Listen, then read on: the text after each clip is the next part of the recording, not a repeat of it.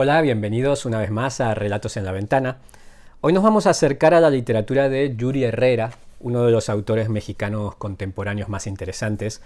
Yuri Herrera nació en 1970 y con su primera novela de 2003, titulada Trabajos del Reino, ya ganó una muy merecida fama, además de numerosos premios. Y ya lo instalaron como una de las voces más interesantes, como digo, de la literatura mexicana contemporánea. En 2019, después de publicar 3 novelas, publica este libro de relatos en Periférica, 10 planetas, que es un libro de relatos de ciencia ficción filosófica, lo que lo pone en diálogo con autores de la talla como Jorge Luis Borges, Franz Kafka, Ursula K. Le Guin, etc. Bueno, como digo, es un autor muy interesante a seguir. Y como muestra os voy a leer un relato de estos 10 planetas. Se titula El Terrícola. Se tardó unos segundos en comprender la importancia de lo que había visto, y cuando lo hizo ya había desaparecido. No sabía qué era. Un semblante, no. Un ademán, no. Apenas una irregularidad en el paisaje, no podía precisar de qué tipo. Pero sabía que eso que por un segundo se había asomado a su campo visual era algo venido de la Tierra. No había nada en este mundo que se moviera así, con esa velocidad o esa cadencia. ¿Qué era entonces? Un terrícola. Los marcianos no tomaban caminatas. Andaban lentamente, pero con propósito. Cuando se detenían, era para enterarse de las noticias mirando estudiadamente a su alrededor. Parpadeaban con esos párpados translúcidos y hermosos y seguían caminando, siempre a un mismo ritmo. Un terrícola. Sintió el arrebato violento de su corazón. Cuando estaba en la tierra, aun cuando la tierra había comenzado a vaciarse, era frecuente escuchar: tenemos a alguien en común. Todos se habían cruzado con todos, sanguíneamente o rencorosamente o superficialmente. Ahora ya no tenía con nadie a nadie en común. Ahora estaba solo. O ya no. Se apretó el pecho como si se le fuera a desarmar, pero no podía dejar todo y ponerse a buscarlo. Tenía que trabajar. Los marcianos lo comenzaban a mirar raro. Mirar raro era lo más que podía elaborar sobre las expresiones faciales de los marcianos. Si en la Tierra había rostros que podían contar deseos o batallas perdidas, aquí eran rostros tapiados. Distinguía algunos matices, pero estos aparecían y desaparecían con tanta sutileza que eran casi imperceptibles para él. No eran marcianos, por supuesto, y él no estaba en Marte. ¿Quién sabe dónde estaría? Pero de algún modo tenía que llamarlos, porque cuando quiso saber el nombre del planeta o cómo se llamaban a sí mismos, no habían entendido la pregunta. Lo miraban raro. A esa hora ya debía estar trabajando. Todo marciano sabía, intuía, la tarea que le tocaba a cada cual. De nada serviría tratar de explicarles que tenía que hacer algo importantísimo, impostergable. Los marcianos jamás tenían prisa. Era un día ajetreado. Había muchos marcianos mudándose, y con ellos se mudaban las cuerdas que llevaban energía a las nuevas casas. En Marte los cables no eran líneas tendidas, los marcianos no cuadriculaban el espacio, ni con cables, ni con cuadras, ni con surcos. Por eso cuando llegó había pensado que no se toparía con ninguna civilización. Una estructura espontánea de cuerdas transportaba la energía a donde hubiera gente. Las cuerdas se complicaban en el suelo a la manera de las raíces, y él tenía que actualizar ese dibujo cada día. Habían encontrado que tenía habilidad para la tarea. Quizás esa era la manera de decirle cómo se llamaban. Así, cómo nos movemos. Pero hoy no prestaba atención a cómo se movían los marcianos y sus cuerdas. Mantenía la vista alta en espera de volver a ver aquello. Alrededor de la hora del bochorno advirtió que algo pasaba. Los marcianos habían interrumpido sus trayectos y estaban absortos en las noticias que lentamente asimilaban del entorno. ¿Qué ha pasado?, preguntó.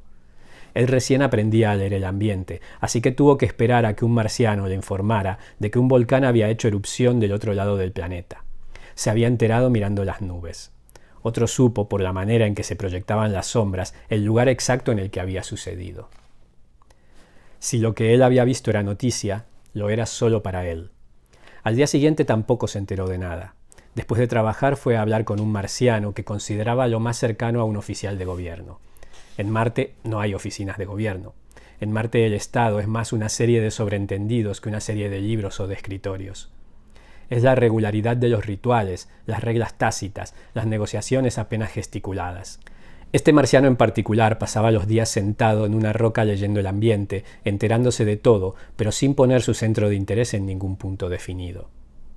Algo sucedió ayer, algo que me concierne, le dijo. Necesito información. El marciano lo observó un rato, parpadeó, pero no dio señales de tener nada que decir. ¿Puedes informarme de qué se trata?, insistió. El marciano señaló unos arbustos. El volcán ha dejado de arrojar lava, dijo. No hablo del volcán, respondió él. Hablo de otra cosa. El marciano cerró los ojos y los apretó muy apenas, como si hiciera no más que un esfuercito. Uno que vive no muy lejos de aquí pasó una noche terrible, algo le desarregló el sueño. No hablo de alguien que durmió mal, hablo de algo que me concierne directamente a mí, pero que no sé qué es, insistió. Estuvieron en silencio unos segundos, luego añadió. Ya sé que eso también me concierne directamente, pero hablo de otra cosa. Entiendo, dijo el marciano, y dejó de prestarle atención. Durante varios días intentó averiguar si alguien más había visto aquello, pero los marcianos apenas si le dedicaban una mirada pasajera y volvían a lo suyo. Continuó su rutina de seguir las cuerdas, dibujarlas, entregar los dibujos cada día, pero no dejaba de tratar de localizar eso que no sabía qué era, aunque estaba seguro de que ahí estaba. Cada tanto le entraba un miedo o una desesperanza que resistía, recordando la claridad de aquello contra el paisaje marciano. Lo había visto, lo había entrevisto apenas, sí, pero no se lo había imaginado. No había vuelto a ver esa perturbación en el paisaje. Después de unas semanas empezó a conformarse, pero era una conformidad más triste que la que solía sufrir. Un día se topó con un grupo de niños a los que había visto en otra ocasión, siempre juntitos y siempre callados. Los niños marcianos hablaban poco, y cuando lo hacían con frases completas y elaboradas. Por eso lo asombró que uno de ellos, el más chiquito de todos, estirara el cuello y dijera: «Llegó un mensaje que camina como tú». Se le quedó viendo por unos segundos esperando que le dijera algo más, pero todos los niños dieron media vuelta al unísono y se marcharon. Siguió andando hacia su casa y en el camino empezó a notar que los marcianos se detenían a mirarlo. Inclusive algunos esbozaban algo parecido a una sonrisa. De algún modo al fin se había convertido en noticia. El niño había dicho: «Llegó un mensaje que camina», pero no tenía sentido. Tal vez había entendido mal. Quizá había dicho: «Llegó un mensajero». Apresuró el paso y aunque rasgara el paisaje de Marte con su nerviosismo, nadie lo miraba raro. Casi sentía que un marciano le palmearía la espalda si alguno supiera cómo hacerlo. Ya no caminaba rumbo a su casa, pero caminaba con decisión. Leía el ambiente y aceleraba o giraba de súbito sin pensar a dónde se dirigía. Comprendió que así es como se orientaban los marcianos y que sus pasos lo llevaban hacia el terrícola. Por fin, por fin, por fin. Por fin iba a encontrarlo, iba a abrazarlo, iba a mirarse en ese otro que debía de parecerse a él. Iban a hablar y esa otra persona le diría cómo es que llegó ahí y descubrirían cómo irse de ahí, o al menos descubrirían cómo hacer más soportable estar ahí. Y entonces lo vio. El otro también lo vio y echó a correr hacia él, brincando de la emoción, y cuando lo hubo alcanzado se alzó de patas, le lamió la cara, restregó su cabeza contra su pecho y agitó la cola de lado a lado. Y él, en un instante vertiginoso, experimentó una secuencia de emociones que creyó que había dejado en el viejo planeta. Estupor, tristeza intensísima y luego una alegría incontrolable porque a fin de cuentas había encontrado al terrícola. Este es el cuento El terrícola de Yuri Herrera, espero que os haya gustado.